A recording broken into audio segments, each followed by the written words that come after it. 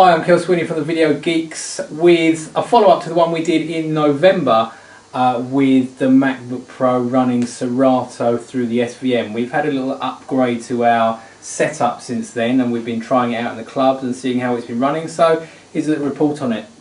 We were running a MacBook Pro old generation, that's 3 years old, with 3 gig of RAM in it, which is the most you can put in that, and it was kind of struggling a bit to kind of do what we wanted it to do.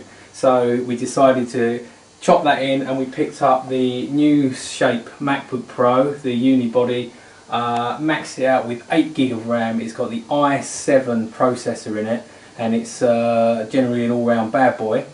Then we got the Dualhead2Go system. Dualhead2Go is a little box, £165, and that basically splits the video out into a left and right video feed, which basically means we can then run the one video feed out through the dual head, split the left and right, and then we've got basically our left side and our right side video out for the SVM1000 by Pioneer.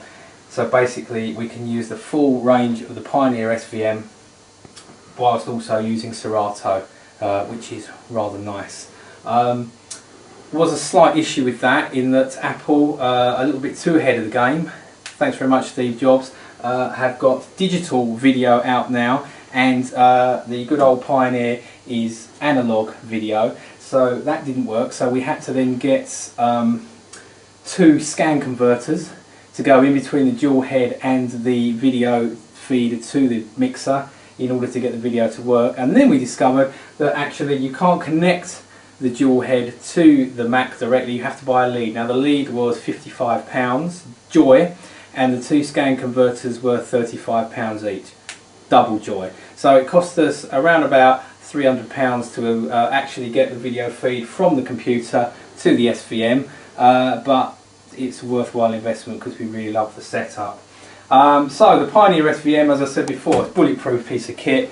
Loving this piece of kit. You've got your instant effects, you've got your text effects, you can change it, the text, you can change it on the fly, you've got all your different beat effects, your touch effects, and your text effects, and it beats Serato hands down for what you can do with it. Now I like to have a mixer to control it and 2 decks to play around with, and maybe a 3rd deck here. I don't really want to be reaching for another control surface over here, so I try to minimise this. This is just running over here looking pretty and doing its thing, and we shouldn't have to look at that, and we'll cover what that can do in a moment with regards to that. We're also running the Pioneer CDJ2000s, which are rather good. They are running via USB connected directly into the laptop. So basically we are running these then in the control mode, the HID advanced mode, which basically means that when we start flicking through our tunes on here, a similar thing starts coming up here, and we can basically select our tunes. Here we go. What should we have? We'll have a bit of Afro Jack. Pop our Afro Jack in, and it's off, like so. And that is running on the full screen setup. You go into the setup of the Serato video, and you select left-right output instead of main output, and that's how you get the split screen. So you've got your one video running one side, right deck, so on and so forth, and then we can, obviously doing this in a club you'd mix it, but then you can put in your next video, and that's running all through the SVM, 2 separate channels, and you have full control over your video feeds, and you can put the different effects on each of. So you've got your full all your mixer tracks. So basically this is almost redundant. Well, apart from running all the video, it's almost redundant, and you've got your control over that, which is fantastic. Also you've got though some effects which Serato itself can generate, and this is where the previous MacBook Pro was having problems. It's all well and good having some nice video effects, but the minute you start getting a 3 gig RAM Mac to process all the video and send that out, plus put on video effects, it was just freezing and then crashing soon afterwards. So we've got this set up to actually MIDI link some of the effects as well, which is rather good. We've assigned the fader starts for our bypass, so if I want to flash up our name onto the screen, that's that one, and we can see that my name is flashing up on the screen there. If I then want to fire the UV paint effect, I can fire that. It's probably not the best example, but it is doing something to the video there. But as you can see, it's running 2 effects on the video, and the whole thing is just laughing at it really. The 8 gig of RAM is soaking that up, and it's all very nice. Over onto the other deck, we've got 2 more effects assigned. We've got the audio splitter, so it splits it in between bass, mid and treble to do some crazy little kind of bass stuff. And then on this other one we've got Video Geeks logo, just flashes up every now and again. So you can control that. And then in terms of selecting a new video effect with Serato, I've actually assigned these via the MIDI control. So then if we want to change it up to something on here, we can change it to rotoscope, and then hopefully that should kick in.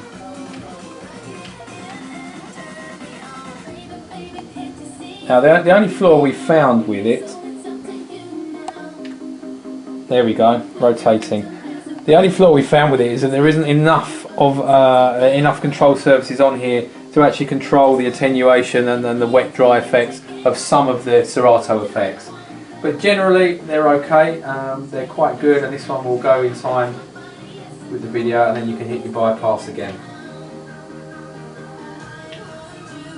So that's what we're using at the moment. Now in terms of reliability, I've been using the DVJ1000s here for the last 4 years in the clubs. Never had a problem with it, actually maybe once or twice. It just grinds to a halt. But then again, you just switch to the other deck and away you go. The club doesn't really know what's happened. I've been using the Serato setup now for the last month in the clubs, and with the new MacBook Pro, and I haven't had any problems with it. There's a little bit of latency sometimes where it's kind of thought about, I wanted to drop in a track and it's kind of been a little bit of a pause, but generally I've found that Serato is very good with the 8 gig RAM. I wanted the maximum amount of RAM for what it was going to be doing, and I don't think I'll ever get rid of my beloved Pioneer SVM1000 because it is still the best way to mix video there is out there, because you've got so many effects that's so easy to use, and it's such an easy control surface to play around with. That's is brilliant. And the DVJ2000 as well, what can I say, you've got your full control. I mean, if I didn't want to even look at the laptop, I don't have to if I want to, because I can choose my record boxes. I can flick back and forwards through my record boxes and then select my record box and then select my tune, and it just jumps straight into it, which is brilliant. And there you go. So that's the Pioneer setup with the Serato running through it, and I'll give it a 10 out of 10 really for its reliability so far. So there you go. More information on what we do as a Video Geeks can be found on our website, www.video- thingy, what's that thingy? -geeks.com, that's the one, and www.kelsweeney.com is the other one as well. So feel free to go and have a look at those, find out more about what we do, and thanks for watching. We'll see you again soon with another video.